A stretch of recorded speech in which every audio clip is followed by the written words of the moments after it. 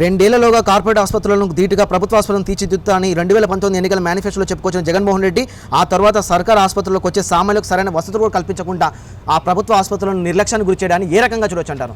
ఒకటి, జగన్మోహన్ రెడ్డి గారు ఎంతో తీయగా చెబుతారు మాటలు. ఆ రోజు ఏమన్నాడు తెలుసా? ఆరోగ్య విప్లవం అన్నాడు. అంటే ప్రభుత్వ ఆసుపత్రులన్నింటినీ మార్చేస్తా, స్థితిగతులు మార్చేస్తా అని రాగాలు తీసిన ఈ జగన్మోహన్ రెడ్డి ఈ రోజు ఏం చేశాడంటే ప్రభుత్వ ఆసుపత్రుల్లో కనీసం మౌలిక సదుపాయాలు కల్పించలేకపోయాడు.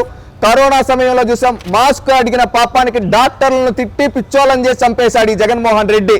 ఇంకొకటి ఏంటంటే ఒక వైరస్ లా తయారయ్యాడు.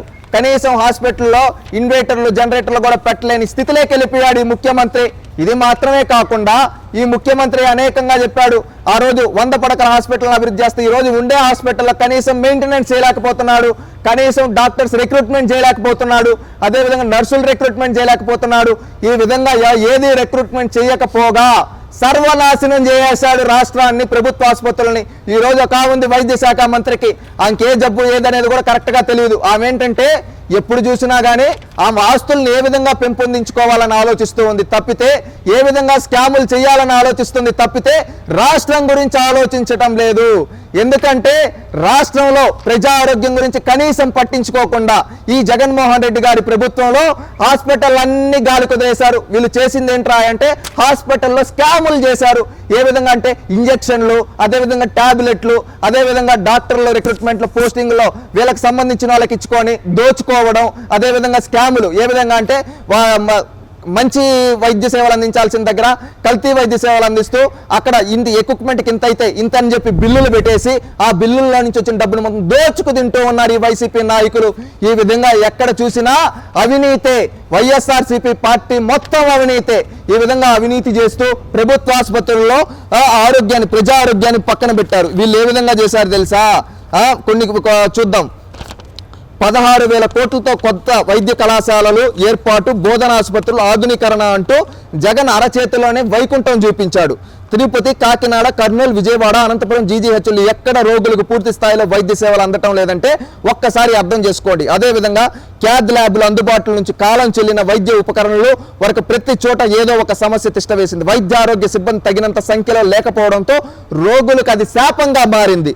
అదేవిధంగా కొత్త బోధన ఆసుపత్రులు 5 ఏదీ సక్రమంగా పనిచేయటం లేదు. ఏ పేదవాడు కూడా మందుల కోసం ఆస్తులు అమ్ముకోవాల్సిన అవసరం రానివ్వమని ప్రతిపక్ష నేతగా జగన్మోహన్ రెడ్డి మాటలు చెప్పాడు, తెగ బేరాలు బలికాడు. సీఎం అయ్యాకేమో మందు బిల్లలు దొరకని దుస్థితిలో దావకాణాలకు నెట్టేశారు. రాష్ట్రంలో ప్రభుత్వ ఆసుపత్రులు అవసరమైన ఔషధాలు ఉండటం లేదని, వ్యాధి నిర్ధారణ పరీక్షలు సరిగ్గా జరగటం లేదని ప్రిన్సిపల్ అకౌంటెంట్ జనరల్ కార్యాలయం నివేదిక తేల్చిందంటే వీల్ చైర్లు, స్ట్రెచ్చర్లు నోచుకొని సర్కార్ దావకాణాల దుస్థితి విజిలెన్స్ అండ్ ఎన్ఫోర్స్మెంట్ తనిఖీల్లో బయటపడిందంటే అర్థం చేసుకోండి ప్రజల్లారా.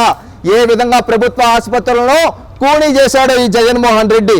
కేంద్రం ఉన్న నిధులను కూడా ఏం చేశాడు? మొత్తం మింగేశాడు ఈ జగన్మోహన్ రెడ్డి. ఈ విధంగా రాష్ట్రంలో ప్రజారోగ్యాన్ని పక్కనకి పెట్టేసి వీళ్ళు దోచుకోవడం, వీళ్ళు దాచుకోవడం గురించే ఫోకస్ పెట్టారు వైద్య ఆరోగ్య శాఖ మంత్రి కూడా. కరోనా సమయంలో కనీసం మాస్కులు అందించలేకపోయారు. కరోనా సమయంలో అనేక మంది ప్రాణాలు కోల్పోవడానికి ఈ చేతగాని ముఖ్యమంత్రి కారణం.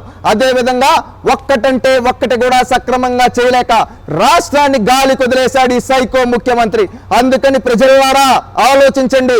ఈ రోజు ప్రభుత్వ ఆసుపత్రికి పోవాలంటే మన ప్రాణాలు పోతాయని భయపడుతూ ఉన్నాం. ఆ విధంగా దీన స్థితికి తీసుకొని వచ్చాడు ఈ జగన్మోహన్ రెడ్డి. అందుకని మన ఓటుతో ఈ జగన్మోహన్ రెడ్డికి బుద్ధి చెబుతాం. అదేవిధంగా మన ఆసుపత్రులను అభివృద్ధి చేసుకున్నాం. ఆసుపత్రులు అభివృద్ధి చెందాలంటే తెలుగుదేశం పాలన రావాలి. ఆ రాష్ట్రం అభివృద్ధి చెందాలంటే బాబు రావాలి. మనం బాగుపడాలంటే బాబు రావాలి. రాష్ట్రం బ్రతకాలంటే జగన్ పోవాలి. ఆలోచించండి. రాష్ట్ర భవిష్యత్తు కోసం మే 13వ తేదీ తెలుగుదేశం కూటమికి ఓటేద్దాం. రాష్ట్రాన్ని గెలిపించుకున్నాం.